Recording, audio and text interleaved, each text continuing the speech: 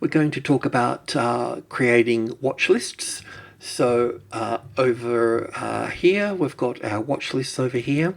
So when you first download the program or first open up the program as a new user to Trading Lounge, then a lot of these watch lists will be here, and these are the watch lists and products in here, markets in here that most of our analysts cover.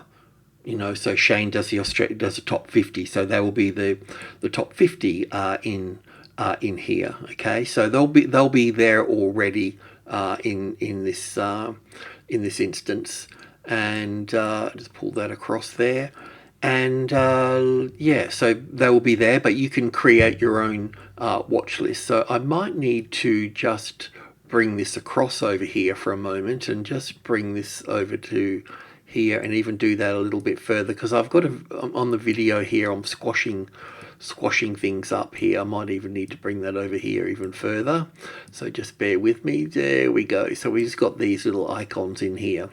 Okay, so that will be sort of handy at this point.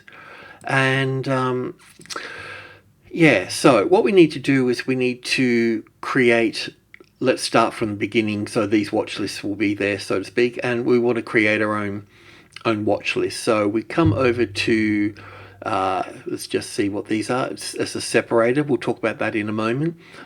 This one here is to save this current chart. So if I want to save this particular chart here, let me just bring this across back over here. I know that's going to fold in there, so I'm just going to have to work it the best I can, so bear with me. But this current chart that's here, if I want to drop it into this list here, then I'll just press this little button here, save current symbol. This one here is create a new watch list. So when we click this here, we click that here, and you'll see that we've created a new watch list here. Okay, so it's just telling you that we've created. But what actually happens is that it'll come down, it'll pop in here somewhere. So we'd need to look for new watch list in here. Just bear with me. It should be here somewhere. New watch list. So that it'll come up like this, new watch list. So what you need to do is click on that, and then it'll populate over here. And then you come over to the edit button here, and then it'll give you the editing space here. So you can obviously just create whatever you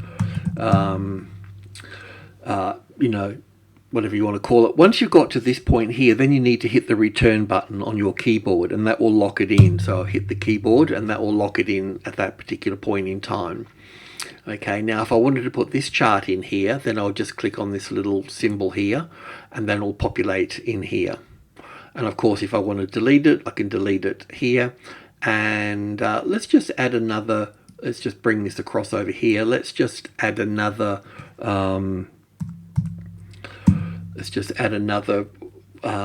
stock in here. Now when I'm doing it here, I could do it just the way that I did it and click the little heart over here once I've got it on here, but also I could just click on this little star here.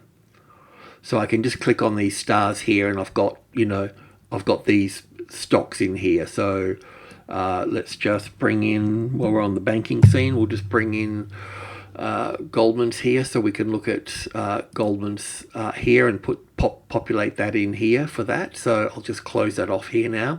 So if I wanted to delete this one, that's fine. I can delete that here. You sure you want to remove that? Yeah, we've got JPM up there again, so we can remove this one here. So then I've got these ones here. Now if I wanted to here, and I wanted Goldman's up the top here, then I can just drop and drag that up to the top there. Okay, and let me just bring this back across again over here so I can get to these tools over here. So one of these here is the separator. So if I click on the separator here, then it'll populate here, and I can edit it. I can give it a name here if I wish.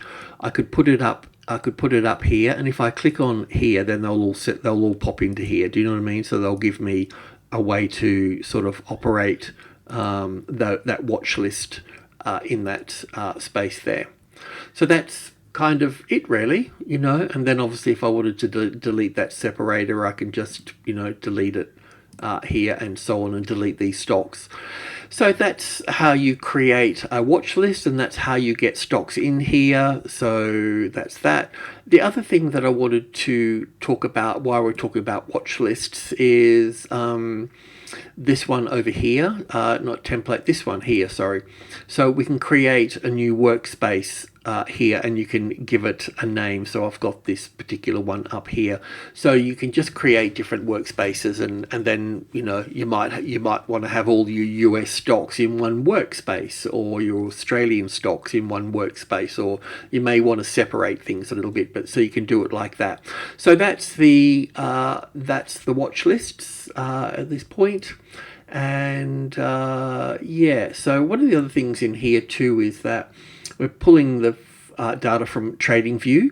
Now with TradingView, some of the, depending on your subscription and so on, well, that's not really the case, but we're going to sort of look at that. We're going to look at the possibility of